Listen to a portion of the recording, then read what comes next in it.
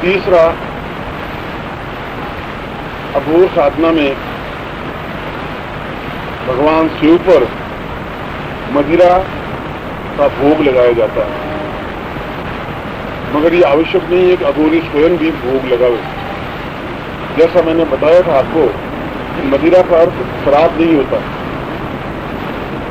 मदिरा का अर्थ होता है, या मद्यपान का अर्थ होता है, दूध में गुड़ मिलाकर के जो पेय बनता है उसको शास्त्रीय भाषा में शराब कहते हैं या मद्यपान कहते हैं। जो देवताओं को चढ़ाई जाती है उस प्रकार से बना करके चढ़ाई जाती है। मगर पिछले कुछ योगियों ने अपने स्वार्थ के लिए मूल जो शराब, विस्की और जिन और रिन और जो कुछ भी होती है उसको ही चढ़ाना शुरू कर दिया। मगर वास्तव में शराब या मद्य का अर्थ वो नहीं है जो कि उन लोगों ने प्रचलित कर दिया है। दूध लेकर के उसमें थोड़ा सा गुड़ मिला दिया जाए तो वह मद्य कहलाता है। चौथा, अघोर साधना केवल संसान में रहकर ही भोजन करे और वहीं जब तक साधना संपन्न नहीं हो जाए तब तक संसान में ही रहे।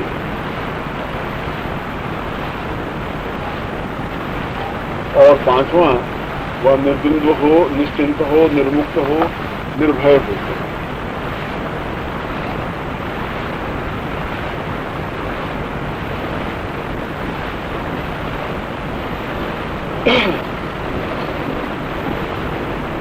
और ये पांचों क्रम कोई भी साधक अपना सकता है। संसान साधना करना या संसान में बैठना कोई बुरा नहीं है। और यदि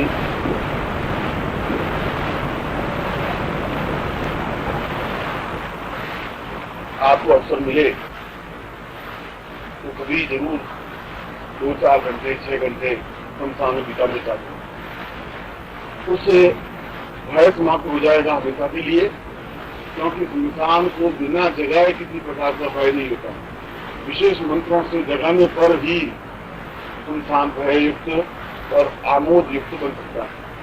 मगर नॉर्मल वे में यदि रात को 12 बजे भी जाकर बैठ जाए तो न कोई भूत आएगा न आपका गला पकड़ेगा। इसलिए वो चिंता को मानस में रखने की जरूरत ही नहीं सामान्य रूप, क्योंकि उन योनियों के बारे में यह प्रमाण है कि वे अकारण किसी को नहीं छेड़ती। यदि आप इंसान में खड़े हैं और वे अपने कार्यों में लीन हैं तो आप उनको देखेंगे नहीं, वो आपको देखेंगे भी तो आपको छेड़ेंगे नहीं, आपके पास में निकल जाएंगे, अकारण आपको तकलीफ नहीं देंगे। तो कोई योनि, कोई सांप, कोई जंतु मनुष्य को व्यर्थ में तकलीफ देता ही नहीं। तो मनुष्य तकलीफ देता है तो वे उसका प्रतिशोध जरूर लेते हैं। इसलिए इंसान साधना अपने आप में कोई दुष्कर साधना नहीं है और अघोर साधना के माध्यम से केवल 8 घंटे में भगवान शिव साहित्य हो सकता है।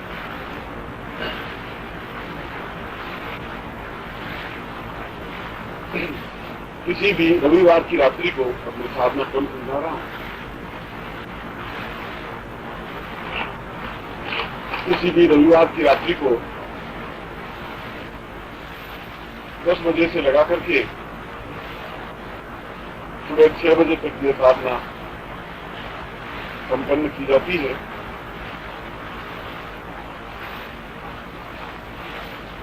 इसमें ताजे जले हुए मुर्दे की भस्म ललाट पे और शरीर के 5 अंगों पर लगानी चाहिए।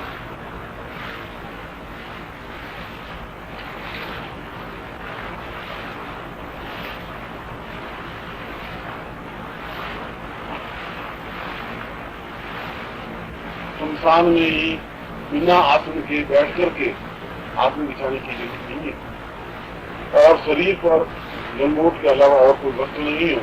गले में किसी प्रकार की माला नहीं है। यदि माला हो भी तो मुंड माला हो, जो कि पहननी उचित नहीं है, आवश्यक भी नहीं है और जरूरी भी नहीं है।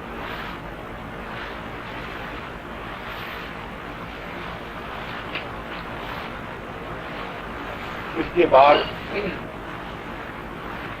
अपने चारों ओर लोहे की कील से एक घेरा बना लेना चाहिए जो लगभग 1 मीटर लंबा 1 मीटर चौड़ा होना चाहिए।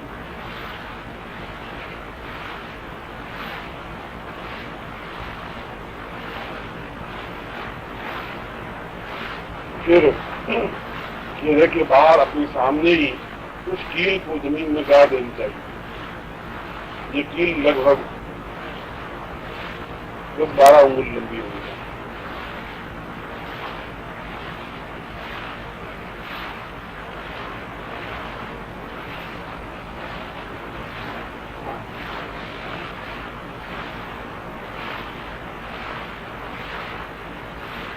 फिर उस घेरे में बैठ करके निम्न अघोर आसन खीलने का मंत्र पढ़ना चाहिए।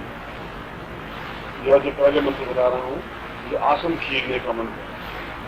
आसन खीलने का मतलब है जहाँ आप बैठे हैं वहाँ कोई आपको परेशान नहीं करेगा, उसको आसन खीलना कहते हैं।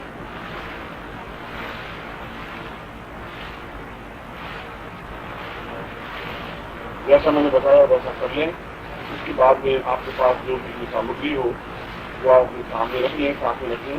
आने किसी की सामने की जरूरत नहीं है, मगर किसी भी प्रकार के संस्थान में आसन खीलने का यही मंत्र है या कोई भी साधना हो। इसमें आपके घेरे के अंदर कोई प्रवेश नहीं करेगा, किसी प्रकार की कोई योनि और तकलीफ नहीं देगा, मगर आप स्वयं मुक्त हो, ये जरूरी है। मंत्र है ओम ओम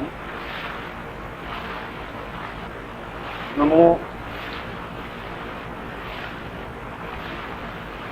वैताल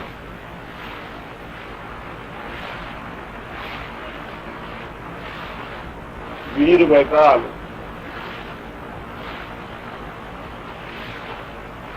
बावन भैरू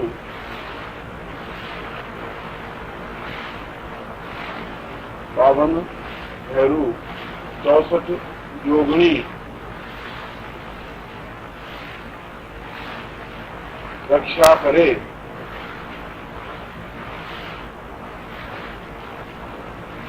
फल बांधू आकाश बांधू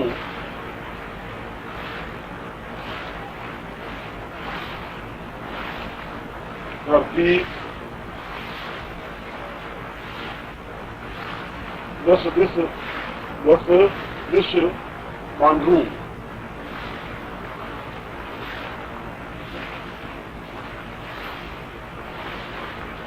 जो कोई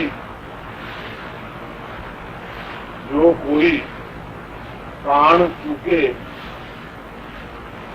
जो कोई कान माने सौगंध, और कान सब लिखना है, सौगंध नहीं लिखना। जो कोई कान चूके तो अंजनी के पुत्र की दुहाई।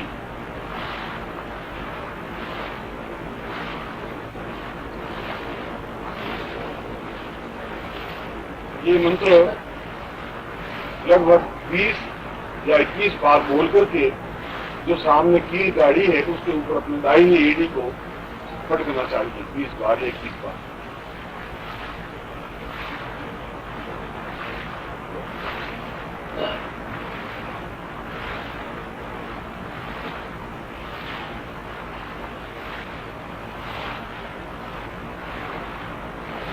ये आसन भावने का मंत्र।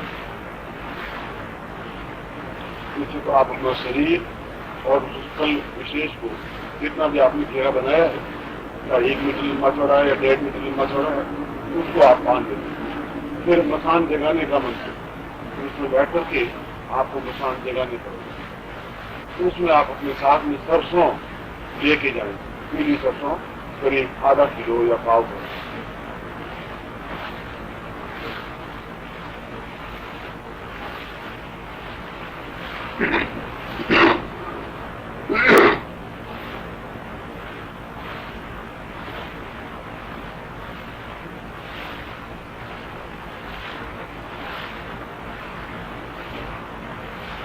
यह मंत्र 3 बार बोलना है और सरसों अपने चारों ओर बिखेरते रहना है। पर इस बात का पूरा ध्यान रहे कि सरसों आपके घेरे के अंदर नहीं पड़ना चाहिए।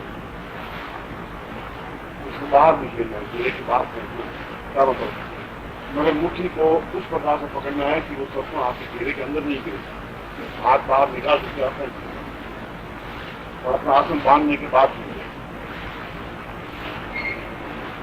यदि एक दो दाने गिर भी जाएंगे तो कोई चिंता वाली बात नहीं है, मगर बाहर ही फेंकने हैं, यथासंभव दाने घेरे के अंदर नहीं गिरे। मसान जगाने का मंत्र।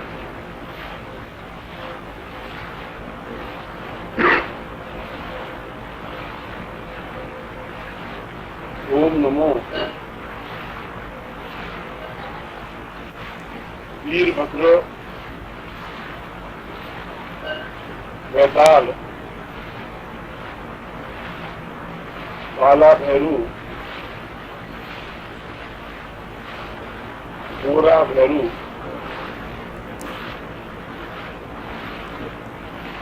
पगे पगे घुंघरा बांध जागे, पगे घुंघरा बांध जागे और जगावे,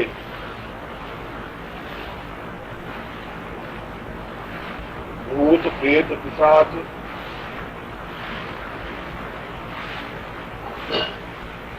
नाचे और नचावे,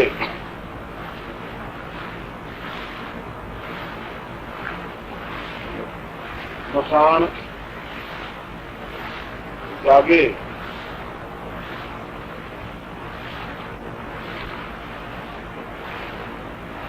मसान जागे, उस्मान उस्मान मसान, शीलिया मसान,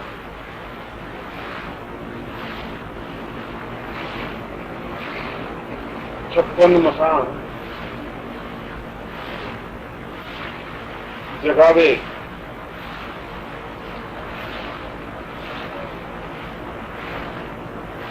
जो न जगावे, जो न जगावे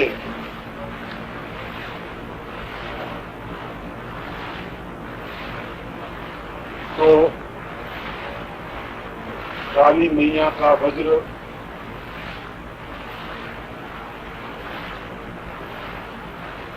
छाती पर झूले,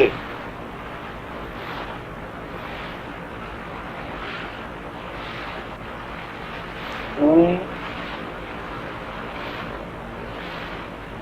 ओम फट। बस ये मंत्र 3 या 4 या 5 बार उच्चारण करने की जरूरत है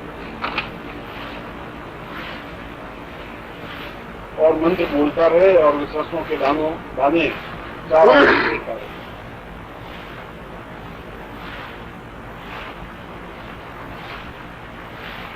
जिंदगी में एक बार ऐसा आप करें अवश्य,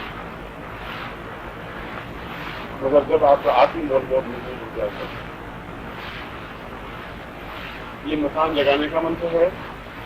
फिर आपको सिनेमा की कोई रीलें दिखाई देंगी, सभी तरह के पिक्चर, आपको कुछ पैसे खर्च करने की जरूरत नहीं। जैसा भी चाहेंगे दृश्य वैसे कुछ दिखाई देगी। कुछ भी मुंडमाला पहनी हुई भी और बड़े सही और गंदे तरीके से कार्य करते हुए, और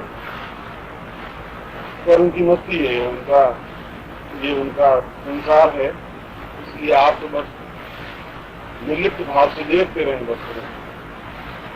फिर अपूर्व मंत्र में आपको दे रहा हूं।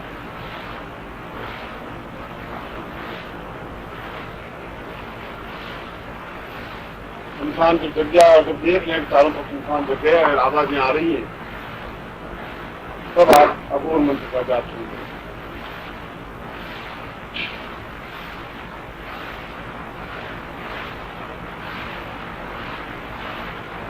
ओम नमो अघोर देवाय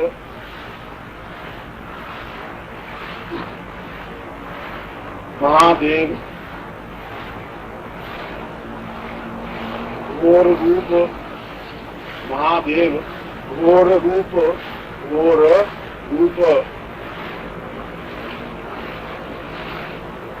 सर्व रूप, भूत प्रेत पिशाच, राक्षस गंधर्व किन्नर,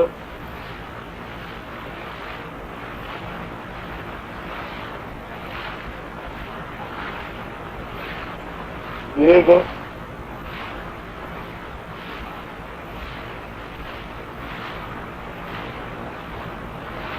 राक्षस गंधर्व किन्नर, देव, आगच्छ, आगच्छ,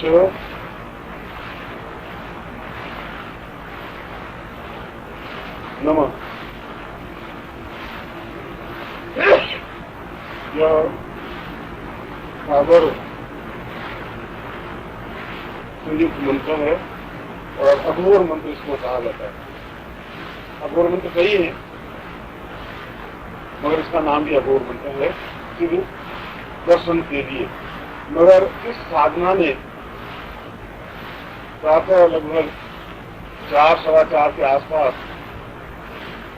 शिव के दर्शन हो सकते हैं, मगर वे महादेव के दर्शन नहीं होंगे, भूतनाथ के दर्शन होंगे। इसलिए वैसे ही महादेव जटा बिखेरी हुई, सर्प लपेटे हुए भूत प्रेत पिशाचों के साथ में इस प्रकार से, क्योंकि अघोरों के वही आराध्य है, मगर अत्यंत शांत, सौम्य, कठोर नहीं, क्रूर नहीं, मगर उनका स्वरूप वैसा ही होगा जैसा विवाह करने के अवसर पर वे गए भूतनाथ। भूतनाथ का मतलब है भूत प्रेत पिशाचों के साथ में बस में लगाई हुई, जटा बिखेरी हुई, कुर्सी नेत्र खुला हुआ, अत्यंत ही आनंददायक मुद्रा, प्रसन्नदायक मुद्रा। क्योंकि जल्दी ही देखना है तो इससे जल्दी और कोई दूसरा ऐसा मंत्र नहीं है जिससे कि कम से कम समय में, कम से कम परिश्रम में आप सिद्धि प्राप्त करें। इसमें वरदान मांगने वाली कोई बात नहीं है, वो आवे रात हाथ उठ वरदान मांगे, ऐसा इसमें कुछ बात नहीं है। केवल दर्शन वाली बात है, आप दर्शन कर सकते हैं और जी भर के तृप्त होकर के दर्शन कर सकते हैं। वरदान की हमारी का दर्शन ही अपने आप में एक वरदान है, कामना नहीं है। ये अघोर साधना का एक स्वरूप है और इसमें पुरुष और स्त्रियां दोनों ही कर सकती हैं, मगर दोनों साथ नहीं कर सकती। इस बात का ध्यान रखें। एक ही घेरे में पुरुष और स्त्री दोनों बैठ करके साधना नहीं कर सकते, या 2 पुरुष बैठ करके भी साधना नहीं कर सकते। अलग अलग घेरों में बैठ करके कर सकते। एक घेरे में एक ही साधक बैठ सकता है।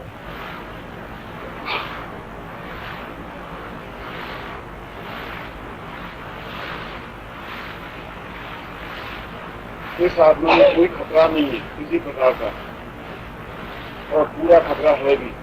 यदि आपका मन मस्तिष्क कमजोर है तो खतरा है, और यदि आप स्ट्रॉन्ग विल के हैं तो कोई खतरा नहीं है। मगर आप अपने मन को समझाएं कि बहुत स्ट्रॉन्ग विल का हूं, उससे कुछ होगा नहीं। क्योंकि दृश्य देखने के बाद आदमी अच्छा आदमी विचलित हो जाता है, घबरा जाता है। इसलिए अभ्यास के लिए आप इंसान घूमने के लिए 2-4 दिन पहले जाएं, दिन को जाएं, फिर कभी शाम को जाएं, फिर रात को 8-9 बजे जाएं, फिर कभी 9-10 बजे घूमते हुए आए, तो थोड़ा थोड़ा भय आपका मिट जाएगा। मगर मेरे कहने से नहीं जाए। आपकी जब आत्मा और आपके परिवार वाले दें तब जाए, और परिवार वालों को पूछेंगे तो वो स्वीकृति देंगे ही। मगर ये मंत्र अच्छा है, महत्वपूर्ण है और श्रेष्ठ साधना है, विजय साधना। और आप कोई प्रश्न करना चाहेंगे जो मैं बताना नहीं चाहता था वही आपने पूछ लिया, क्योंकि आपने आप उस मकान जगा तो दिया, बंद तो आपने जब करोगे नहीं तो आप वहां से धीरे से निकल नहीं पाओगे। और फिर तो आपकी हालत हो जाएगी खराब। इसलिए मैं इस सवाल पूछने बताना ही नहीं चाहता था। मैंने कहा देखें क्या करते हैं, क्योंकि उसको किसी को मसान को जागृत करना तो बहुत आसान है। अब उसके बाद मसान को वापिस शांत करोगे तो देखिए पाओगे मेरे से चारों तरफ तो आपके एक भक्त लोग खड़े होंगे और वो तो अपनी टोली में मिलाने के लिए तैयार है। इसलिए समस्या आ जाएगी। इसलिए इंसान शांत करने का मंत्र नहीं हो सकता।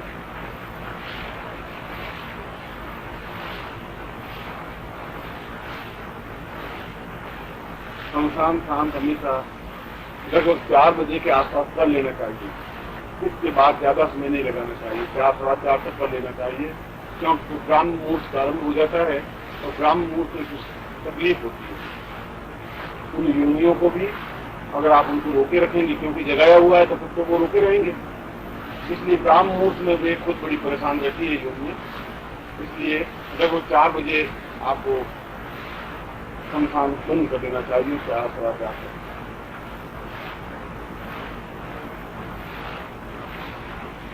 शमशान बंद करने का मंत्र ओम हिडिंबा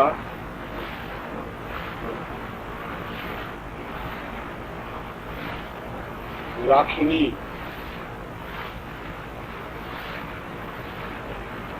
भूत प्रेत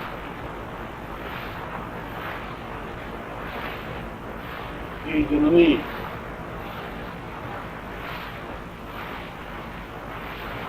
परिवार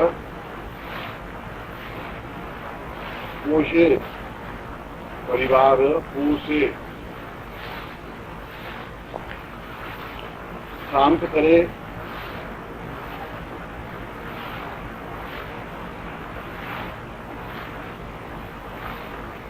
स्वस्थान जाए, शांत रहे।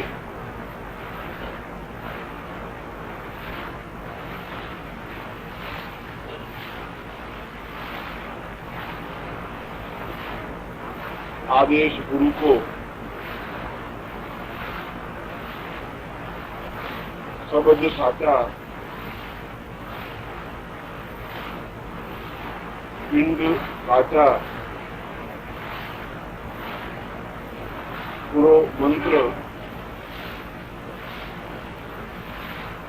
ईश्वरो वाचा।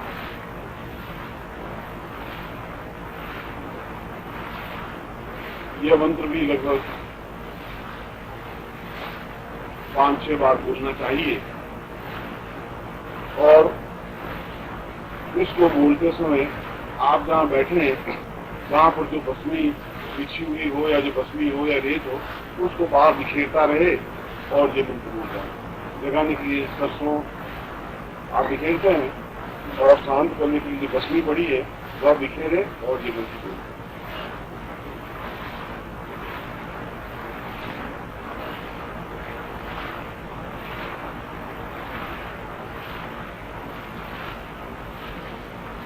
आपके इन श्रृंखलाओं में एक शमशान साधु रखने के लिए इंसान और मुकाम सबको ले जाना चाहिए। तो वहाँ 7 दिन का वही कैंप ले जाना चाहिए इंसान के बीच में। बहुत ध्यान रहा नहीं थोड़ा तकलीफ होती नहीं और भय आपका मिट जाता। कम से कम और कुछ नहीं होता, क्योंकि जब इतने लोग होते थे तो भी भय नहीं होता। अकेला आदमी होता तो भय होता और कोई प्रश्न आता है।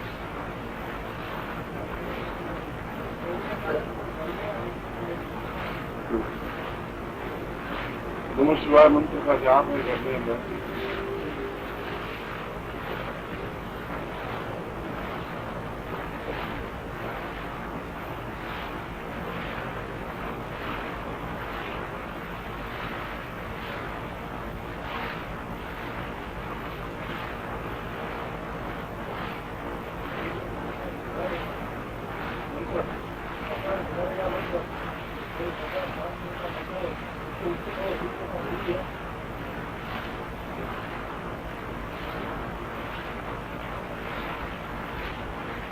मगर फिर भी मेरी आपको राय है कि आप आत्मबल मजबूत न नहीं जाए, क्योंकि मन बड़ा चंचल रहता है और गुरु के साथ या कोई अच्छा योगी सन्यासी हो उसके साथ जाए। एक दो बार जाने के बाद में जब आप देख लें उससे और कोई भय नहीं महसूस हो तो आप जरूर जाएं, क्योंकि फिर आपको आनंद आने लगेगा। शुरू भय लगेगा, बाद में आपको आनंद आने लगेगा, क्योंकि वो भी एक आपका परिवार वैसा महसूस होगा और फिर एक मित्रता भी बन जाती है। आप नहीं जाते हैं तो फिर वो बुला लेते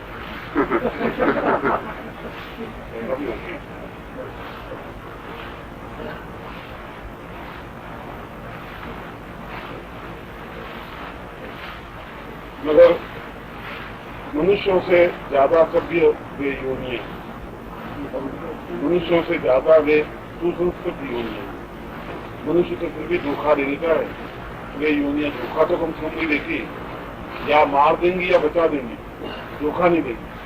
यदि आप उनको नुकसान पहुंचाएंगे तो आपको खत्म कर देंगे। यदि उनमें ताकत ज्यादा है तो, और आप में ताकत है तो आप उनके खत्म कर देंगे, और या फिर वो आपको अधिक हेल्पफुल होंगी, मगर वो आपको धोखा नहीं देंगी। यहाँ पर तो मनुष्य को धोखा दे सकता है।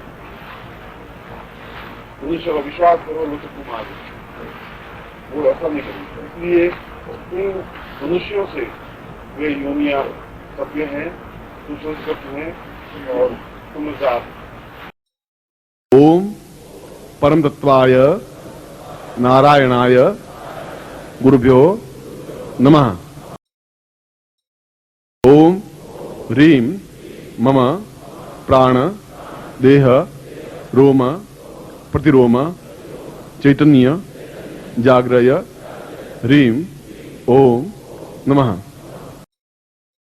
ओम भूर्भुवः स्वः तत्सवितुर्वरेण्यं